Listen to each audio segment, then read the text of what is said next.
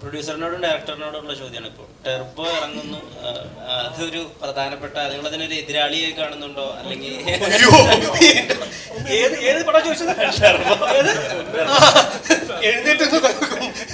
അല്ല, സീരിയസ്ലി നമ്മൾ പറയുന്നത് വെച്ചാൽ നമ്മൾ സിനിമ റിലീസ് 24 നേരത്തെ പ്ലാൻ ചെയ്തതാണ്. 24-ാം തീയതി എന്നുള്ളത് നേരത്തെ ഫിക്സ് ചെയ്തതാണ്. നമ്മൾ അങ്ങനെയാണ് മറ്റ് കമ്മിറ്റ്മെൻറ്റുകളെല്ലാം ചെയ്തതും. ടർബോ 13-ാം തീയതി, ജൂൺ 13-ാം തീയതി ആയിരുന്നു അനൗൺസ് ചെയ്തത്. അപ്പം അതിന് 3 ആഴ്ച ഗ്യാപ്പ് ഉണ്ടല്ലോ, അതിനു മുമ്പ് നമുക്ക് വന്നു പോകാമല്ലോ എന്നുള്ള അർത്ഥത്തിലാണ്.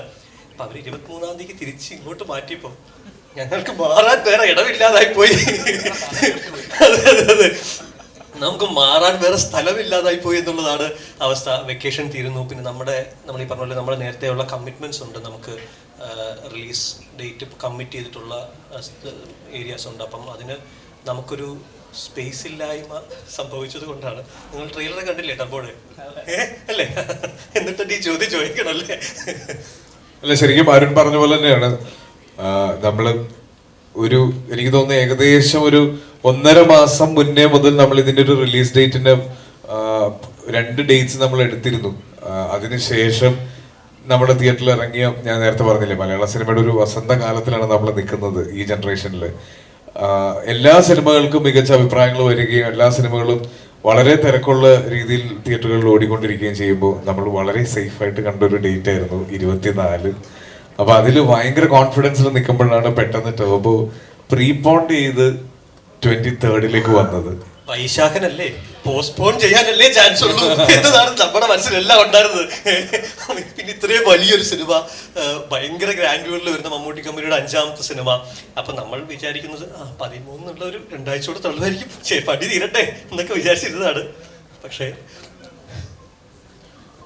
ഇപ്പം പറയായിരുന്നു, 24th എന്ന് പറയുന്നത് നമുക്ക് വെക്കേഷൻ തീരാൻ ഒരാഴ്ച കൂടി ഉണ്ടായിരുന്നെങ്കിൽ പോലും ഞങ്ങൾ ഒരാഴ്ച മാറ്റി വെക്കുമായിരുന്നു കേട്ടോ. കാരണം അത് മമ്മൂക്ക എന്ന് പറയുന്ന ആളോടുള്ള ആരാധനയും ഞങ്ങളുടെ റെസ്പെക്റ്റും പിന്നെ പേടിയുമാണ്.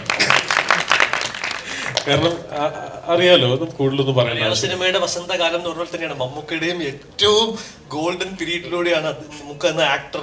നമ്മൾ വളരെ ഹ്യൂജ് ഫാൻസ് ആയിട്ടുള്ള ആൾക്കാരാണ്. അപ്പൊ നമ്മളും അദ്ദേഹത്തിനെ വളരെ റെസ്പെക്റ്റോടെയും, അല്ലെങ്കിൽ അദ്ദേഹത്തിന്റെ ഏറ്റവും എന്താ പറയുക, ഭയങ്കര വൈവിധ്യമാർന്ന ക്യാരക്ടറായിട്ട് ഭയങ്കര ഡിഫറെന്റ് ആയിട്ടുള്ള സിനിമകളുമായിട്ടാണ് മമ്മൂട്ടി കമ്പനി വരുന്നതും മമ്മൂക്ക വരുന്നതും. തീർച്ചയായിട്ടും അങ്ങനൊരു തരത്തിൽ നമ്മുടെ ആലോചനയിൽ. വെക്കേഷൻ കഴിഞ്ഞ് 3-ാം തീയതി മുതൽ സ്കൂൾ തുറക്കുന്നു, 5-ാം തീയതി ഇലക്ഷൻ റിസൾട്ട് വരുന്നു, മഴ വരാൻ പോണു. അതുകൊണ്ട് ഒരു രീതിയിൽ ഞങ്ങൾക്ക് അങ്ങോട്ട് പുഷ് ചെയ്യാനായിട്ട് പറ്റാത്തതുകൊണ്ടാണ് നമ്മൾ 23rd ടർബോ എന്ന്, അത് കഴിഞ്ഞ് 24th നമ്മൾ റിലീസ്. അറിയാം, നമ്മൾ അത് വലിയ സ്കെയിലുള്ള സിനിമയാണ്, നമ്മുടെ കഴിയുന്ന രീതിയിലുള്ള ഒരു സ്കെയിലിങ്ങിലുള്ള ഒരു സിനിമയാണ്. എന്തായാലും നിങ്ങൾ എന്റർടൈൻ ചെയ്യുന്നുള്ളൊരു പ്രതീക്ഷയുണ്ട്. ആ സിനിമ വിജയിക്കുമ്പോൾ ഉറപ്പായിട്ടും ഞങ്ങളുടെ സിനിമയും കൂടെ നിങ്ങൾ പരിഗണിക്കണം, അതിനെ കൂടെ വിജയിപ്പിക്കണം.